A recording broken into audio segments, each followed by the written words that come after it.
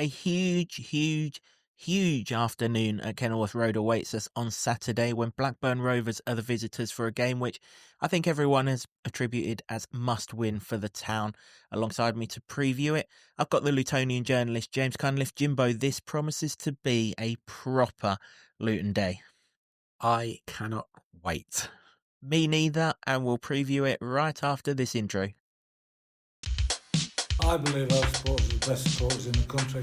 I love this town. I love this town. I love this town. You know what I love about this town is actually you. Everyone in it has got this massive soul. We're Luton people, and that's what we care about.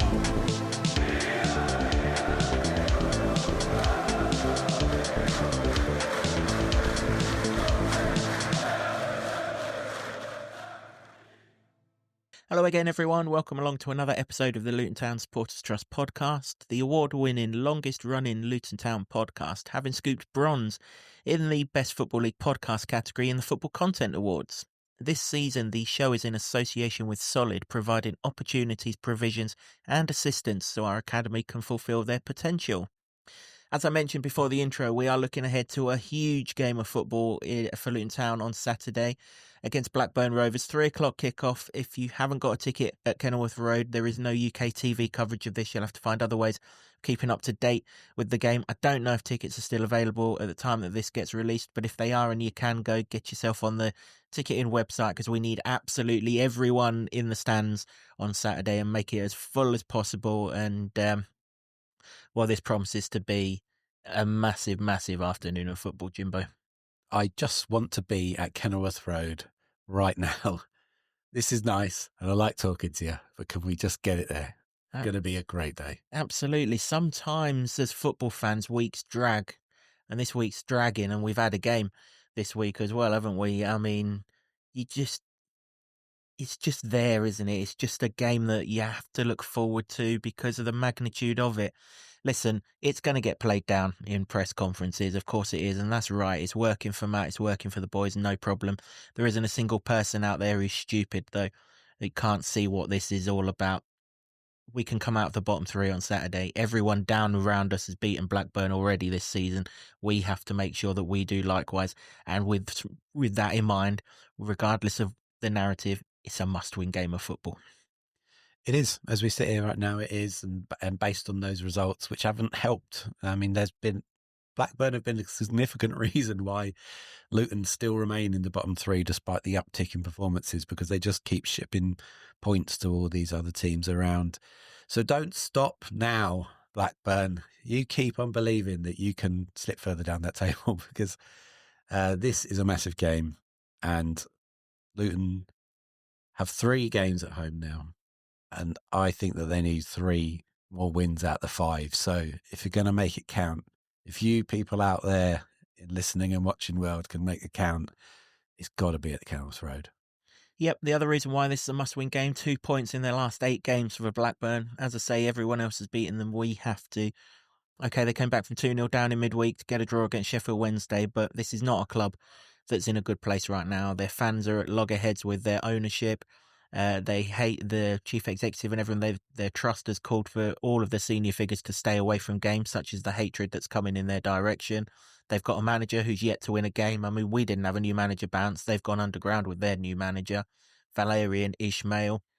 Obviously used to manage that lot down the road, so he's in for a nice time of it on Saturday, isn't he? Or at least we need to make sure he is. And yeah, all is not well in the Rovers camp. And well, let's hope that remains the case. I mean, look, all this stuff that's going on off the field, you hope that their fans sort that out. No set of fans deserve bad ownership and things like that. One set of fans do, of course, but you know, in the main, we would be right behind them with regards to that. But you only have to look at the fact that John Eustace jumps ship from them in the playoffs at the time to Derby, who were below us at the time, to know that all is not well upstairs, and that's something that we have to play on Saturday. Yeah, absolutely. All the good vibes that are coming out of Luton now and all the negative vibes coming out of there usually play a part in the narrative of a football match. And hopefully they're doing this one. It's such a big opportunity now for Luton to get the points we need off them and get out of this bottom three this weekend. It still does rely on the teams above not picking any points up, which isn't a given. But if that happens, if by 5 o'clock on Saturday that's happened, suddenly with 4 games to go, it's in Luton's hands, isn't it? And that is an enticing prospect. Yep, 4 straight defeats on the road for Blackburn. 3-0 at Swansea, 2-1 at Derby. Yeah, these are all teams in and around us, as I've mentioned. 1-0 at Stoke, 1-0 at Portsmouth. So they've only scored 1 goal in those 4 games as well. Corley Woodrow's not getting much of a look in there. He can't play on Saturday as part of his loan agreement. To be honest, this doesn't look a particularly great Blackburn side right now. I have a keen interest in Blackburn. My best mate is a Blackburn fan, so I kind of follow them from afar. I watched their game against Middlesbrough on last Friday night. They were beaten before it started. They were 2-0 down after 6 or 7 minutes, and okay, credit to them, they kept it to 2-0, but a lot of that was because Middlesbrough didn't really put their foot on the gas either. When you consider how Middlesbrough went with the same defence that they came here with and could have conceded 7 or 8, that kind of tells you the balance of play of both sides. They're going to be low in confidence. We're not low in confidence. There is every reason why Luton fans should be going there on Saturday, believing that we can win this game and getting 3 of the... Most people would say we need 3 wins from 5, so getting a third of the wins that we need to save our season on Saturday. That's not to say we should go there blasé and we've just got to turn up to win. Never are we going to be in that situation right now.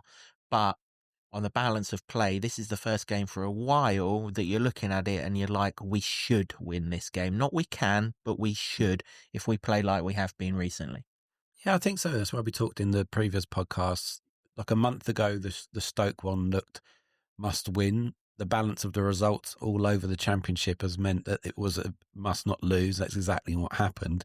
Now this one, because of what's happening with Blackburn and their results, seems like that's a game you've really got to target. So I agree with you. I think that 3 points are a must. At the same time, I'm not sure it would be bust if it doesn't happen. I mean, I think it would be don't lose in that case. But then I think that's been the situation since the Portsmouth game. Take out the Burnley one, it was just a write-off because of the red card. Then there's very much been a sense to me, which is where some of the confidence comes from, which is if you cannot win this game, do not lose it. Whereas before, there was still very much caught in Rob Edwards' desire to be an attacking force, which never transpired. And this one's a far more pragmatic Luton, that the defence is doing a fantastic job, and it needs to be said because they weren't for such great sways of the season. And now we've got players in.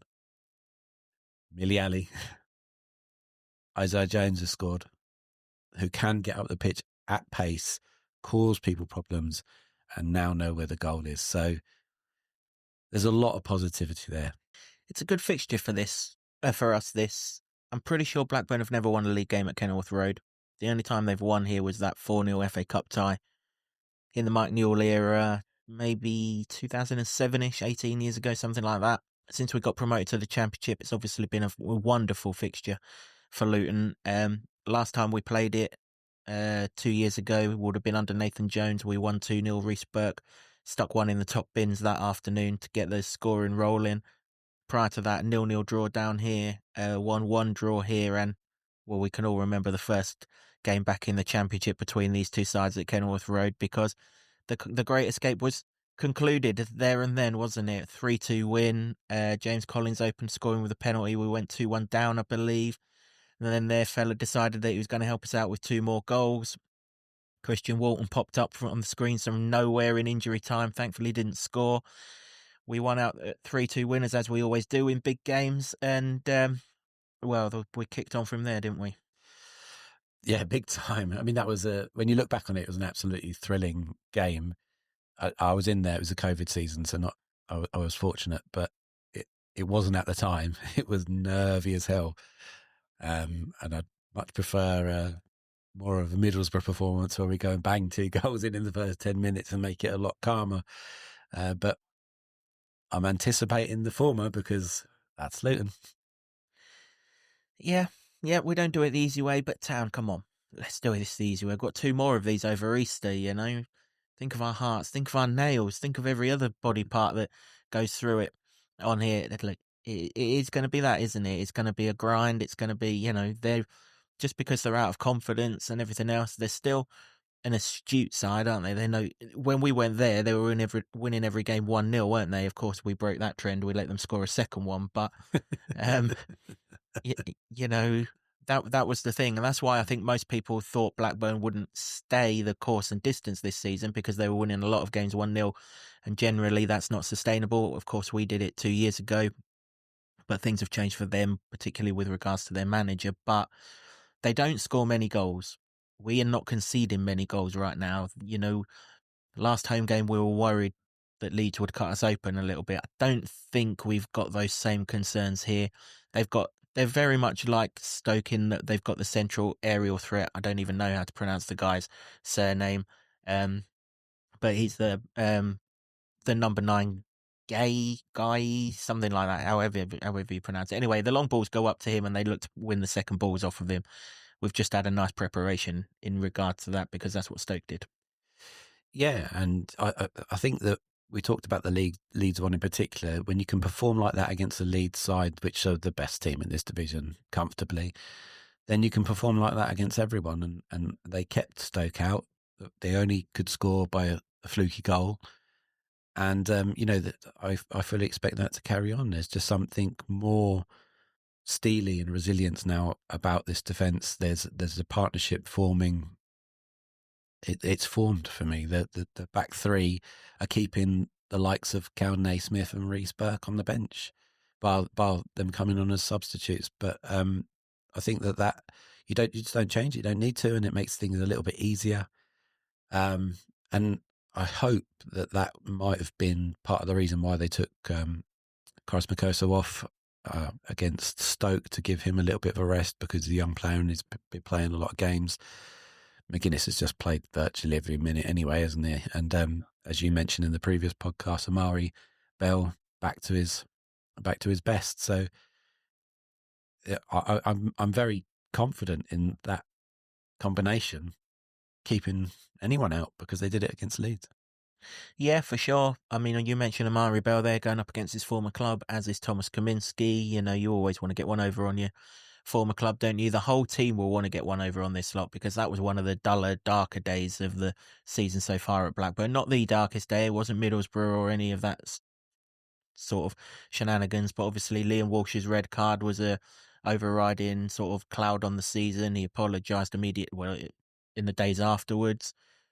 But it was just a performance where I remember it. I went down, because obviously, you know, I'd been having a few drinks with my mate before the game. I went down at half-time, go to the toilet, and the crowds that were down at the bar at half-time, I referenced it when we did the review, there were hundreds down there, and no one really wanted to go back in there for the second half.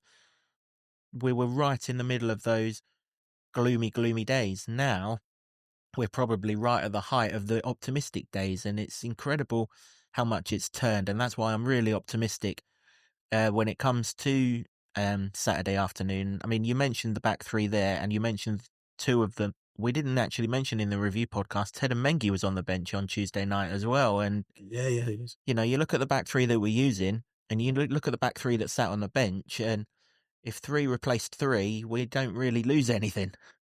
No, and it's remarkable, really, because the 3 that are sat on the bench, you know, if they hadn't played a game this season, you'd say that was the nailed-on starting 3 at the back if they were going to play that formation. So it just speaks volumes of how impressive the defensive turnaround has been in the last 5 weeks. That Makoso, McGuinness, and Bell are first names on the team sheet, and rightly so, because they're not giving a sniff to teams. And you know, if it's not for the fact that, you know, Dan James scores a worldie and Lewis Baker pings one off Reece Burke's shoulder on Tuesday, then we're in an even better position. It's remarkable. It is. So you say it, and you almost have to say it a second time to kind of believe where we're at. It's yeah, it's mad. It's just it is crazy times. Yeah. We are going to have to make change though on Saturday. We don't see Alfie Doughty being involved. He was hobbling quite badly when he walked around. I actually feared for him a little bit because they don't like him at Stoke, and he had to walk right past their rowdy fans to get up the tunnel. And I was like, oof, I'm not sure I'd want him to be going around that way. But to be fair, he had got chaperone around there, and it was all fine. But we're not going to see him. I would be amazed if we see him, and if we do see him, I'd be amazed if we see him from the start. Time for any obvious question, which is going to get the obvious answer, but, I'll ask it anyway. Who starts instead of Alfie Doughty? Milanic Ali. This guy right here. He's the new Hatters hero. That guy. He starts all day long. I don't think that you'll see Doughty. I've got doubts that you'll see him at all this season. And then maybe, depending on what division whether you'll see him again in a Luton shirt. I hope we do, because that means we would have stayed in the Championship. But when you've got this guy as a replacement to come on and to perform like he did at Stoke, and he's been showing flashes of it in his cameo appearances, but he got 75 minutes up at the Bet365 and he made them count. And boy, what a prospect. I can't wait to see this guy play football again. Yeah, we're going to be a threat down both flanks, aren't we? Because Izzy Jones is flying, scored his first goal in the last home game at Kenilworth Road as well. Blackburn got injuries in fullback positions as well. Happy days. They've got quite a few injuries, to be fair to them. Their left back at their place was Owen Beck, wasn't he? The on-loan guy from Liverpool. Did he score the second? No, he had the shot blocked, didn't he, for the second goal up there. He's now out for the season. I think he's actually gone back to Liverpool. So they're having his sort of second in command. I think it's Pickering down left wing back. Do you know what? For the first time in a while, I'm not really bothered what the opposition are going to throw at us, because I'm comfortable that we're going to handle it. I thought at their place, Ohashi looked all right. Mm-hmm. Yeah. He'd be someone, obviously Liam Walsh thought he looked all right because he took him out at the knees, didn't he? He's someone that we'd need to keep an eye on if he starts. I don't think he started in midweek, but he scored the second goal, the equalising goal. So that's one thing. There's always going to be attention on Tyrese Dolan, because we've been linked with him for about 56 transfer windows, it seems. Still haven't got our man in that regard. But apart from that, I'm more now of what are we going to do to them? What are we going to unleash on them than what they're worried about with us? There is one team that will change against. I do, looking down the line, I do worry a bit, because Coventry's attack looks a bit tasty, but we'll worry about that when it comes along. Blackburn don't score many goals. This is very much about us. I can't stress that enough. This is about us. Exactly that. And I don't think you can think anything else. If your two wide men are going to be Ali and Jones, both of whom show an abundance of pace and a willingness to just do the simple thing of very old-fashioned knock it past the player and beat them for pace, do it. Ali didn't quite do that when he first came on against Stoke. He was a bit tentative, came back inside a bit, and then I think he got told at the break, you are good enough, you are allowed to do that. And he was amazing in the second half. They really panicked Stoke's defence, and more of that would be absolutely fabulous. It will stretch the team as well if they can get in behind. If they're worried about that pace, it gives more space in between the lines for Asgard, very much more space for Liam Walsh to start quarterbacking it all over the shop, and then Jordan Clark can just pop up with either a worldy finish or a worldy assist. Jobs are good. Yeah, it really is. Yeah, those back three, it's not getting changed, is it? Obviously, we might have to change it on Good Friday, because Christ, and doesn't all end well for old Christ on Good Friday, does it? If you're of a religious belief. But how long have you been building that one up, eh? Well, I was waiting for the Derby preview, but I'm just scared he's not going to play. No, of course I'm joking. But hey, he'll be fine for Easter Monday, so it's all good. Yeah, he's going to be fine. Whatever. I think he was just slightly rested at Stoke, and he's played a lot of football, hasn't he? He's played every minute since he come into the side, and that's okay. We had an international break in the meantime, but he's still a young kid. Hadn't played an awful lot of football on his arrival, hence why it took him so long to force his way into the side. this championship schedule is mighty. When you've got Reece Burke there, and I know he was unfortunate, but he did some good things aside from that. Reece Burke, I'll still maintain, I still think defensive quality-wise, he's the best that we've got. Obviously, pacey attributes and everything elevate that, but I've no problem when Reece Burke comes. I've never a problem when Reece Burke comes onto the football pitch, aside from the fears that he's not going to last on the football pitch because of injury record. Yeah, but it's about the 6 or 7 game mark, isn't it? That he goes out, they'll be on the beach by that point, hopefully. So, and he's not starting at the moment because he just can't get into the defence, and that is remarkable. We've said it for season upon season how much we rate Reece Burke, but yeah, that is just how it goes. If teammates ahead of you are performing as good as they are, then you just have to bide your time. And that's a great position to be in. It really is. There's strength all over the team now, and the spine of it looks good. Those 3 in defence, the 3 in midfield, and Khan hasn't scored a goal yet, but he's winning all those duels. And as we said in the previous podcast, if you're going to go long, and he is going to be so dominant in the air, he's the best in the championship at winning aerial duels. With Ali and Jones and Chong all sniffing around for the knockdowns and the rebounds, then that's another string to your bow in attack. Yeah, you mentioned Chong there. I mean, obviously the midfield 3 is going to be in the midfield 3. We know that. We've said that a lot. There's talk that Nakamba's going to be back at the weekend. We'll find out on Friday if that's the case. We're recording this before Friday so we can get this out to you. So you've got maximum time to watch it and everything else. But keep an eye on the Lutonian.com for all of the main takeaways from Matt's Friday press conference, where I'm sure he'll be asked about Alfie. I'm sure he'll be asked about Elijah and the prognosis on both of those. It's talk that Shandon Baptiste coming back. Do you know what? I don't even think even Luton fans batted an eyelid when we heard about that. We've moved on from that in midfield now. We're so behind these 3. Of course, having Marvellous back because he's achieved something at the club. You'll always have that special affection with him. But we're right behind this midfield 3 now. We're enjoying watching this midfield 3. We're comfortable with this midfield 3. And when Asgard gets it, we're on the edge of our seat with this midfield 3.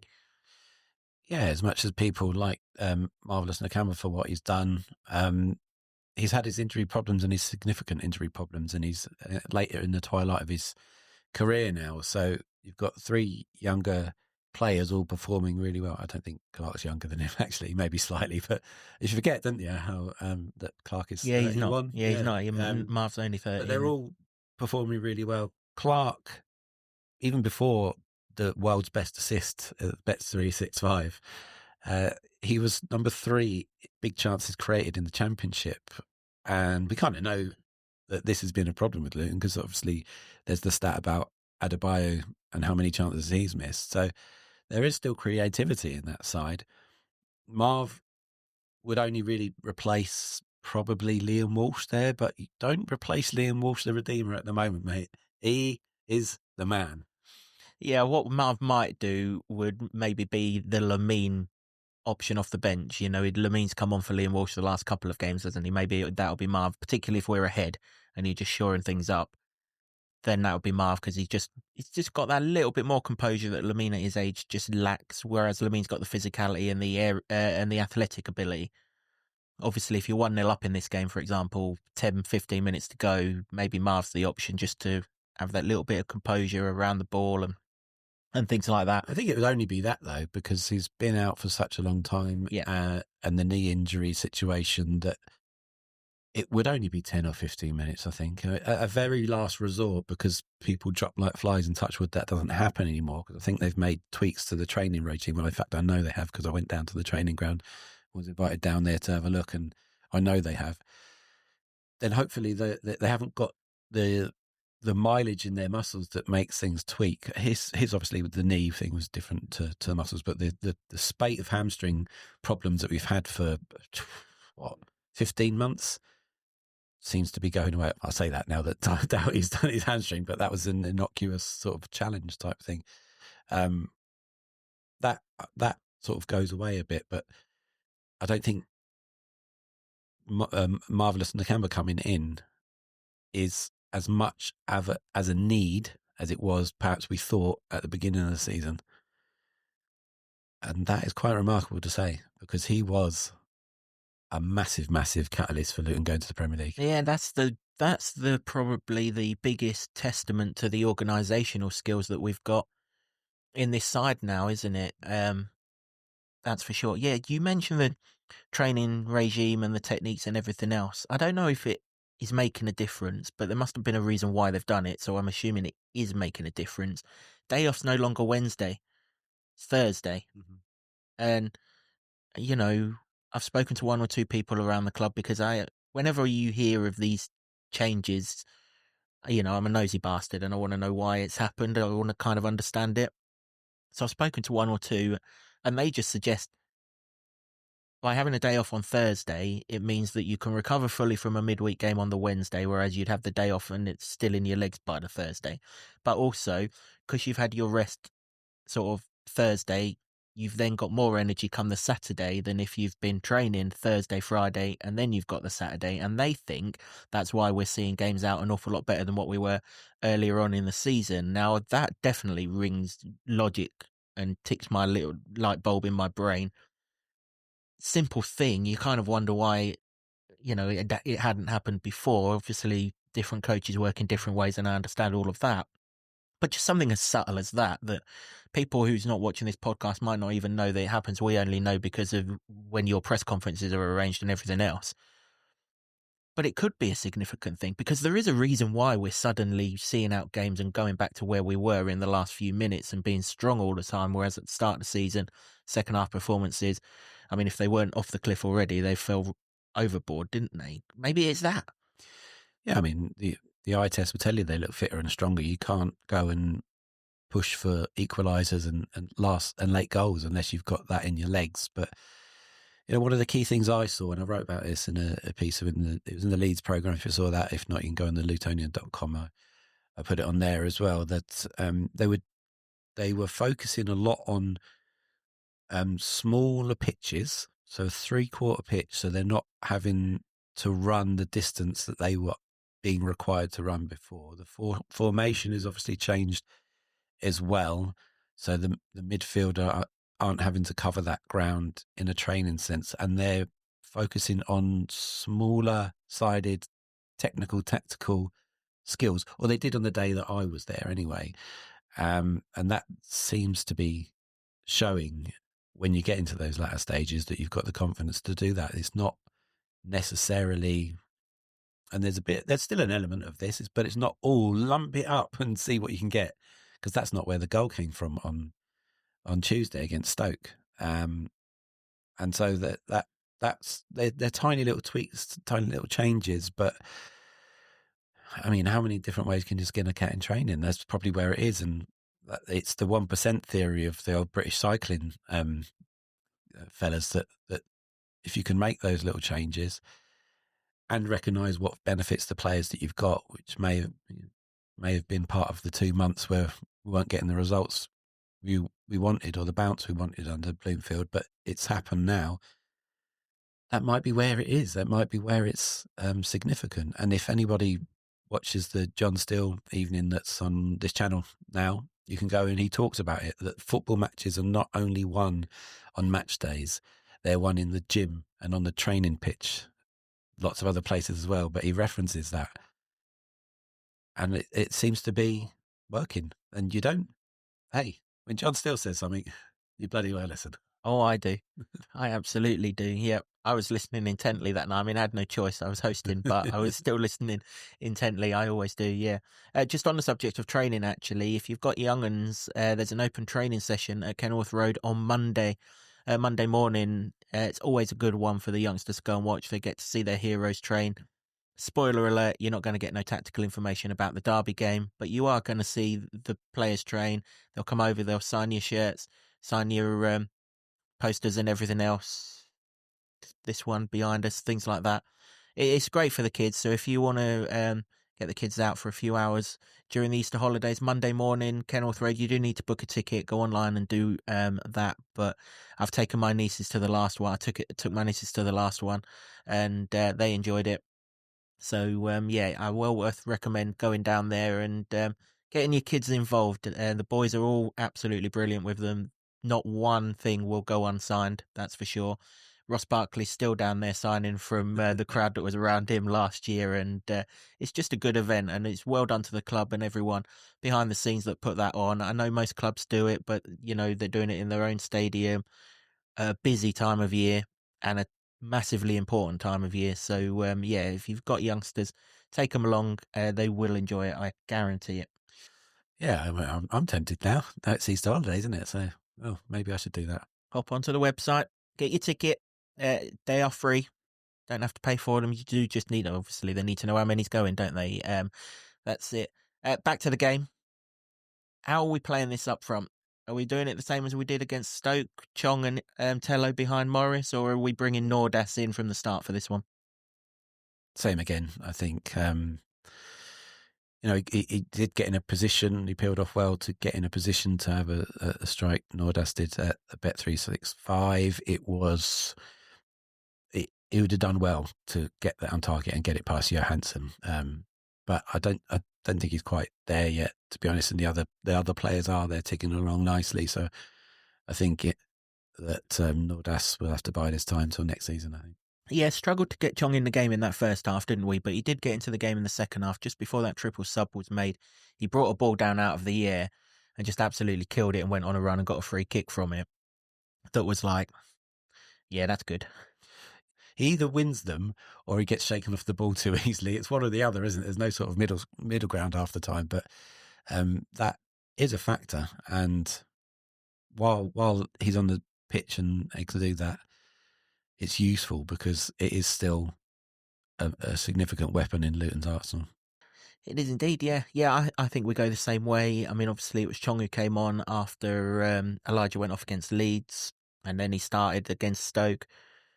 There was nothing, he didn't do anything wrong. He didn't play on the edge of our box at Stoke, which was thankful because he was giving me heart palpitations when he did it against Leeds. And the more minutes we get into him, the better he's going to be, isn't he? It just stands to reason, doesn't it? So he's had 45-ish against Leeds. He's had 80-ish against Stoke because it was him who went off a bowler, wasn't it? And, should be ready for full 90. So, yeah, only change we see. Millie Ali coming into the side for Alfie Doughty. And that is, we're just assuming that Alfie's not going to be fit. I mean, crikey, he'll have had to have eaten an awful lot of vitality pills to get that hamstring working based on how he was limping off at Stoke. It's difficult to tell with Alfie, doesn't he? He doesn't give much away in his facial expressions. And, well, most of the time he looks a bit annoyed about something, but he had every right to be there because he's just come back off an injury, hasn't he? And it pings again. The fact that he went straight to his hamstring when he tried to make a challenge, I didn't think he didn't even necessarily connect, but he stretched for a challenge and the hand went straight to the hamstring. Judging by what we've experienced of hamstrings, and we've had a lot of them, then they don't get fixed within a couple of days, do they, usually? They did not like the fact that he was sat down getting treatment, did they? They were booing and all. They really don't like him up there, but hey, we do. We love you, Alf, and get well soon, and hopefully we get to see you before the end of this season. Yes, just the one change for Jimbo, myself. How do you guys see it? I know there's lots of you shouting for Nordas from the start. We don't really see that. Would be interesting though, wouldn't it, if Alfie was fit, whether Millie Ali played instead of Chong in this game from the start and gone up with Carlton Morris is probably a moot point now, but would have been interesting anyway, because you're right. I don't think, he'll get Lynch coming out the tunnel if Millie Ali's not on the team sheet, assuming he's fit, wouldn't he? Well, yeah, I think he has to start. It was such a good performance up at Stoke from Millie, even aside from the goal, but the goal is a thing of beauty. And we need goals, don't we? So he knows where the net is. He scored, 15 for Exeter? So he's had limited opportunities, but he has looked lively. 4 opportunities to score at Stoke, and it wasn't for the want of trying. There were blocks going in and headed clearances all over the shot, but you do not stop that rocket of a glorious equaliser he scored. And for me, he's got to be on the team sheet. Yeah, indeed, yeah. Just to clarify what I said a minute ago, there's a small entry fee for the open training. Kids go free. Adults have to pay a small entry fee. I think it's only £2, unless you're a season ticket holder. Just needed to clarify that. Yeah, you're absolutely right. Millie Ali definitely on the team sheet. And yes, how do we hurt this Blackburn side? Well, through pace now. We've got so much of it. It's incredible how we've gone from no pace at all to seemingly swimming with the stuff. Izzy Jones on the right-hand side. Tello Asgard's no slouch for his height either, let me tell you. He ran away from a couple of Stoke midfielders the other day. And then, of course, you've got Millie Ali. Bowler's probably not the paciest when he comes on, but he knows how to get past the defender himself. And Lamin's athleticism when he gets on the pitch, he can run away from anyone's. And obviously Crust's pace. All of a sudden, we've got pace in so many different angles, and I guess that in time, when we can focus all of our attention on attacking play, it's going to benefit us massively. Okay, we understand why the defence is getting the bulk of the work, and I think we are slowly transitioning up the pitch now, aren't we? He's happy with where he is with the defence. He's now working more on the attack, but pace hurts. It's hurt us for the last 18 months against us. It's now time for us to start hurting teams with some pace. Yeah, it's at times like this I take the advice of John Barnes and think that there's only one way to hurt them: get round the back. I mean, you probably think of him as a Liverpool player. Of course, prior to that, he was a Watford player. That is the last reference on here. That's the World in Motion song, Italian 90. I'm thinking only of him as an England player. How old are we that it's still the best World Cup song? By country mile. It's what our theme tune is based on, by the way. So I told Sean Grant and the Wolfgang I wanted to do something like World in Motion, and that's where it come from. So there you go, if you like that sort of stuff. Also, Sean Grant and the Wolfgang got some music coming out in a couple of weeks, so keep an eye on that. Three Lions is great, but it's World in Motion, isn't it? Oh, all day long. Yeah, brilliant track. Italia 90. I loved it. Take me back. Oh, what a time. The world was, as an 8-year-old, the world was all right then. It was beautiful. There you go, showing my age. All of 35 years ago now. Yeah, listen. This is a day that we can all contribute on Saturday, isn't it? The players are going to give everything they've got on the pitch. They've got the confidence now. They've got that. We need that confidence in the stands. We had it on Tuesday night. If you're only someone who goes to home games, get right behind these boys on Saturday. Let's make the Kenny rock. Let's make the Kenny rock from 2:30 until 5 o'clock. Don't know if the club are going to do their bog off offer. They usually do for these big games. We've not been given any pre-warning or happy hour, as they're now calling it. Keep an eye out on all their socials and everything else. If they do that, get those voices well and those throats well oiled. Trust me, after Tuesday night, I can tell you need to oil them, because my voice was terrible on Wednesday all the way through. Make sure we can go at it loud and proud from the start right through to the end. If we suffer a setback like we suffered on Tuesday night, that's fine. We're going to have setbacks over these 5 games. We stand up, we sing louder, we clap louder, we have our chests out, and we make sure that these boys do not dip over the course of this 90 minutes. And between all of us, we can get these 3 points, which could get us out of the bottom 3 and could have our destiny in our own hands going to Derby on Good Friday.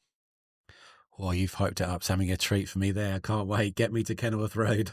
Oh, we need a time machine, don't we? And a forward-thinking time machine. I can't wait. I don't normally get to games early, but I'm meeting my mate beforehand. He's coming down in the Blackburn end, and I hope you go home as unhappy as I went home from your place earlier on in the season. But just get me in there. Sun is going to be shining. They're talking about 21, 22 degrees. It's going to be a beautiful day. It's perfect for football. Bring it on, Jimbo. Bring it on. This is what we live for, innit? I can't wait. And it's nice to say that, isn't it? It's really nice to say that, because I'm not sure that I could have said it for months and months and months. And it feels so good to look forward to a game now, because we've had to endure so long of not looking forward to a game that I almost look forward to a game even more than I did look forward to a game when I did look forward to a game, if that makes sense.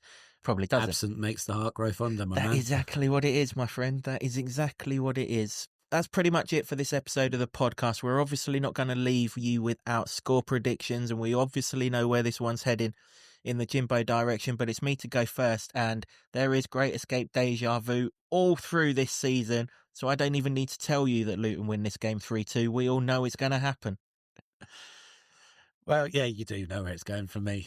Reverse psychology for the win. Come on, it's a thing. Everybody loves it. You know you do. And that means Blackburn are going to win 52-0. I dread to think what West Brom are going to beat us by. If we still need reverse psychology for the win by then. Get your score predictions into us. We've tried to give you as long as possible to get your score predictions in for this one. Obviously, home game, and I know that it's 3 o'clock and everything else, but we've done our best. Blame the schedule, not us. Thanks for watching or listening, however it is that you consume this podcast and all of the podcasts recently.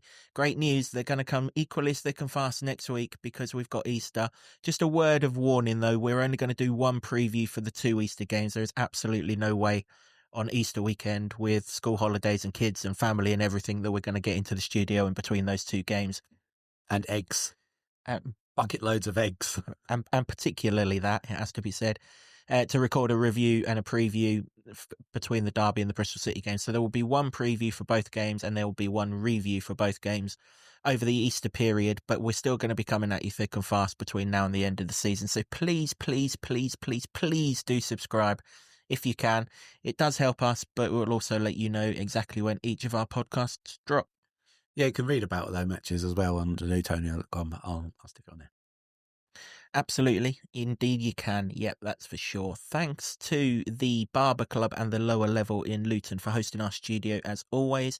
To Sean Grant and the Wolfgang for our intro music, and to Ed Smith Creative for all the designs that you see on set. Loud and proud, please, on Saturday, Hatters. And we can do this. From Jimbo and myself, come on, you Hatters. I believe our supporters are the best supporters in the country. I love this town. I love this town. I love this town. You know what I love about this town is actually you. Everyone in it has got this massive soul. The Luton people